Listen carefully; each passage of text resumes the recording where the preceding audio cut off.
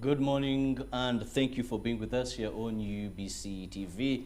We always treasure every second you're with us, and more so for our morning show as you start off your morning with us from the hour of 6:30. So always make it a date every weekday to start your day with us here on Good Morning Uganda. Now, so much is happening in our country, and there is an excitement among many Ugandans because for a period of time they have heard of a government initiative aimed at fighting poverty, and that is the parish development model, soon to be launched by His Excellency on the 28th. Earlier we had information that was on the 26th, but that is what we want to discuss amongst other government interventions. Government predominantly is supposed to set up an atmosphere through which people can work and get money. However, we've seen our government go an extra mile to set up various schemes aimed at lifting the well-being, the welfare of Ugandans. If you remember, we once had the Intandikwa, many called it Sente za Kisamba Mugerwa. We then had the Bonabagagawale. We had actually, and still have, the Youth Livelihood Fund. We have the Youth Capital Venture Fund.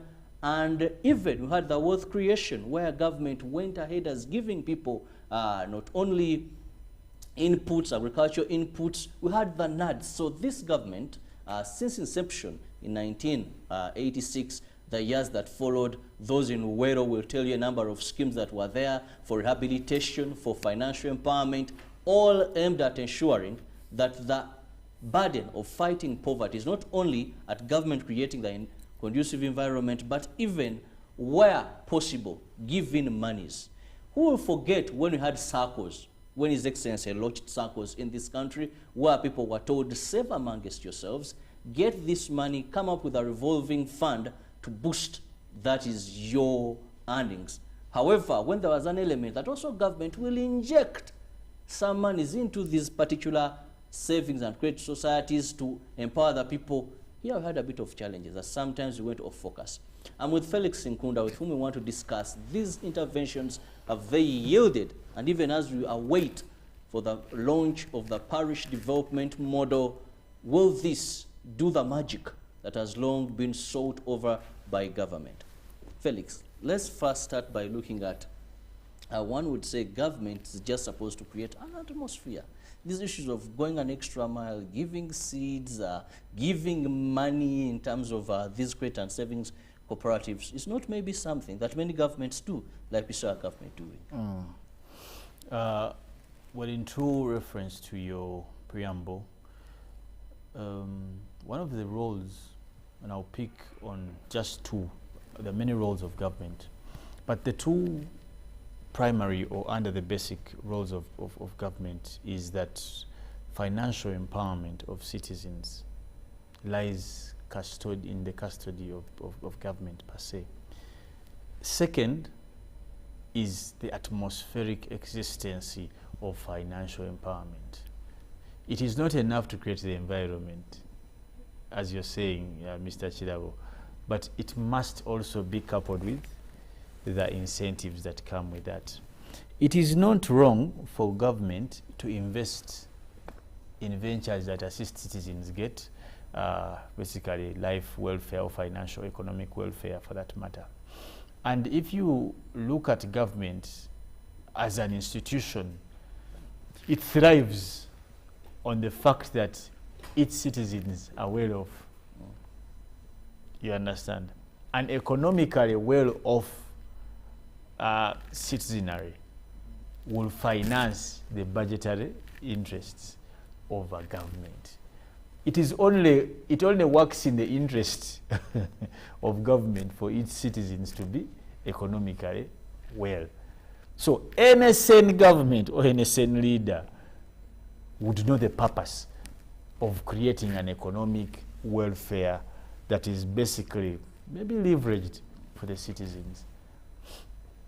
One would be also quick to question why continuously, even with some of these programs are failing or projects, government does not tire, because it must guarantee, the only guarantee rather government has for its stability is the welfare of the citizens, economic welfare of citizens. And that directly trickles into how much it can collect from them. If you have many citizens engaged into farming, and they can have something to sell, whether locally or internationally, it means the government will earn. You can understand how much money do we earn from the things we export. They have what to eat, they won't die of hunger, and they have something to sell. And they have something to sell. Now, every time they sell, the government is earning. And not even them, because now we are looking at why government has to. It is precedented that this government has made efforts. Some of them have been successes, others have had challenges. I don't want to say failures. They have had challenges. On a spectrum of 100, the performance of such programs that are meant to lift Ugandans from poverty, they are performed at least up to 40%, which is so far so good in a third world country, given the kinds of budgets we have, given the absence of markets, given the illiteracy rates, all these challenges. Because one of the biggest challenges of some programs has been financial literacy.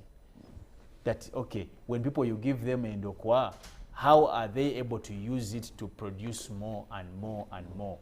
You get the point. The challenges have been of literacy, which necessarily you won't blame government for or by far.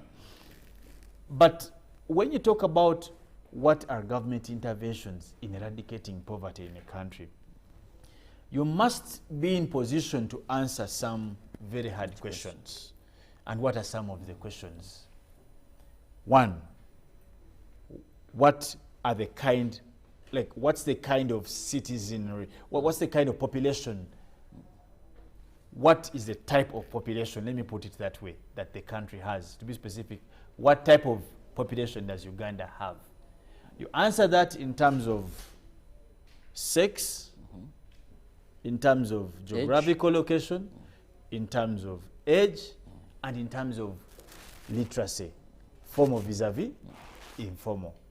Now, that will shape how you will approach the problem. Well, when we look at these interventions, let me Felix, just add no, just this. I think this will guide what you're driving to more. Is that many of these interventions have been targeting the rural poor. Many of them so far. If you look at the Intandikwa, then you come, even when you had the NADS, the wealth creation, Tambonaba Gagawale, all these you would see, even when we go to the soon-to-be launched parish development model, you will see that government seemingly wants to go to that ordinary. That's why I put it in 4, and I talked about geographical identification.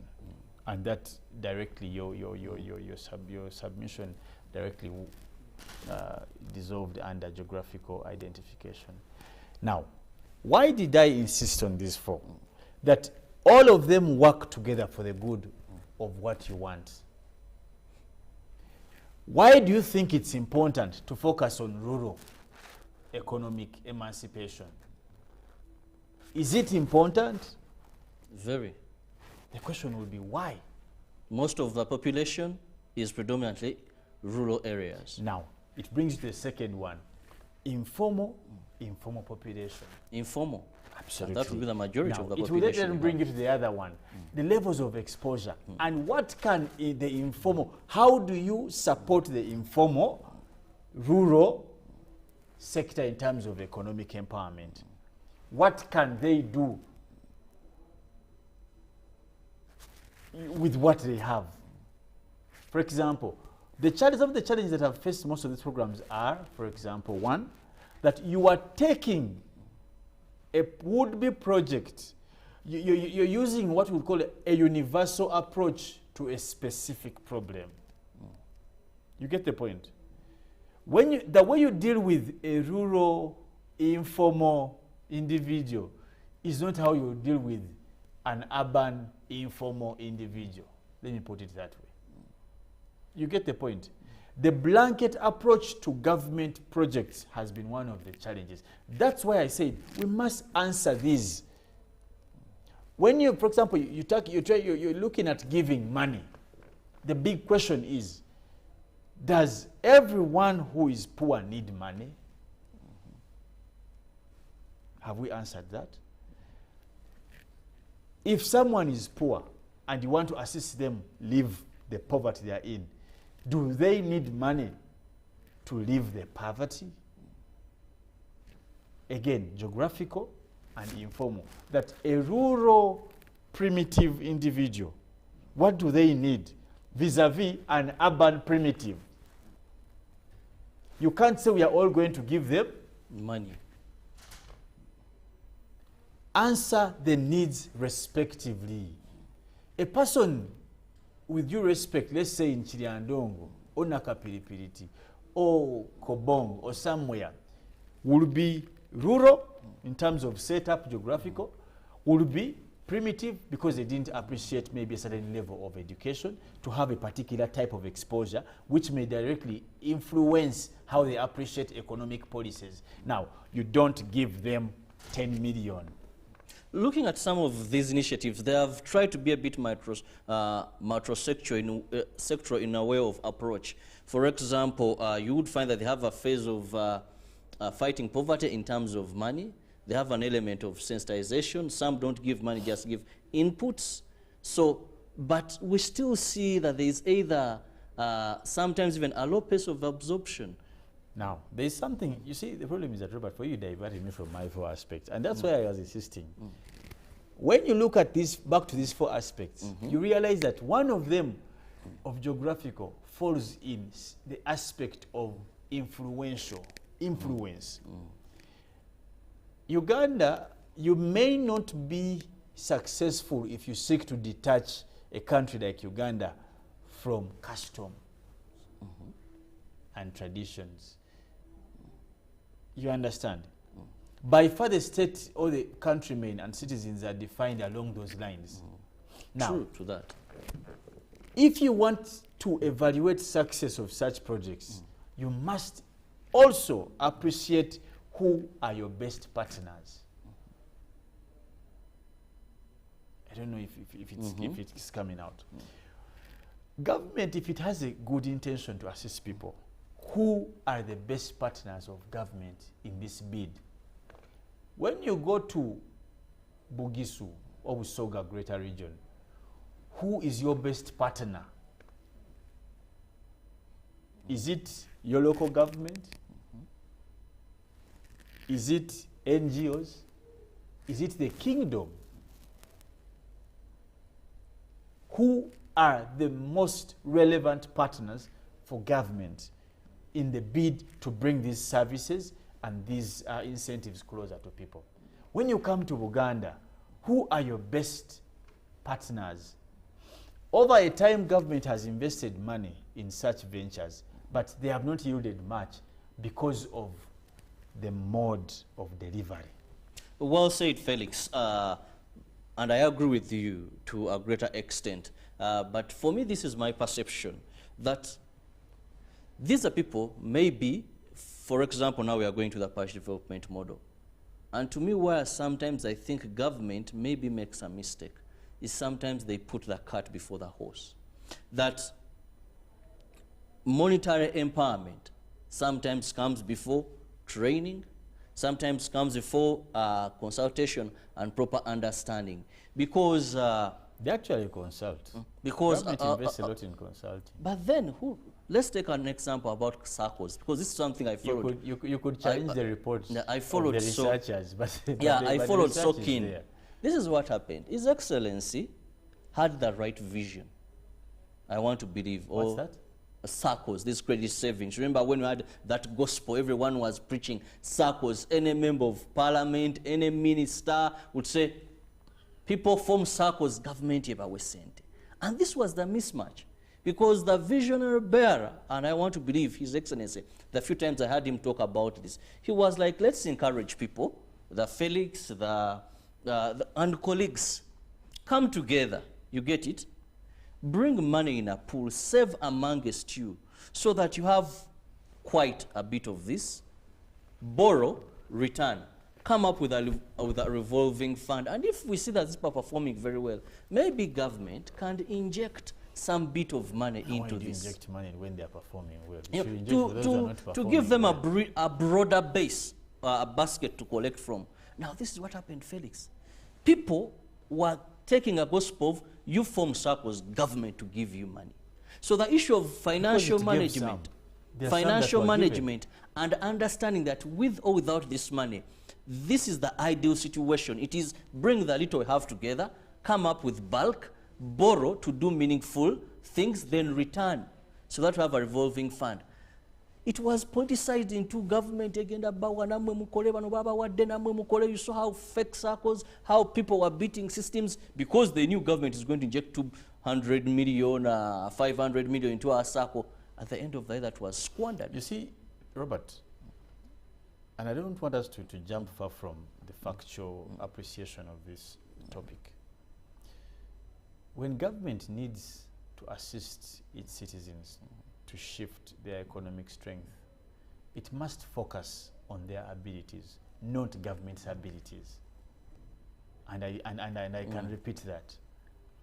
Government cannot focus on its abilities. It must focus on the abilities of those that need help. You get the point? Robert Chirabo is a known dog breeder, but is having challenges of space, literature, market, just to mention but a few. Don't go to Chirabo and tell him come to a circle. Dog Because breeders if a form a circle, circle among us, we give you assistance. No, maybe Chirabo, you see, and that's where you have it wrong. Maybe Chirabo doesn't have the skill of working together. What I said. Yet most of the government initiatives are not individualistic. That's the problem. They are group. It is not a given that all business entities are built on togetherness. Some people don't have the skill, and that's a given. Other people are better off individually. So we need to categorize our target audience into the relevant lines of how we can assist them. If you find someone a saloon, person has been having a saloon for the last 10 years, why do you want to take him into chicken breeding? These programs are demand driven. And that's the thing. They tell you this is a list we have. You either suit here or you suit there. That's the problem, because now the list is limited. It means it's meant for a particular group, but which is not wrong. Government can say this year we are focusing on agriculture, those who are in agriculture. Then we can say next year we are going to look at art and craft. The other year we shall look at SMEs in regard to, that's okay, but we must be orderly. The biggest challenge of these programs is M and E. Government loses billions and billions of money because of poor monitoring and supervision and evaluation. You could also call it supervision. That's the reason. And on top of that, I want to add politics. Politics. It may take you to be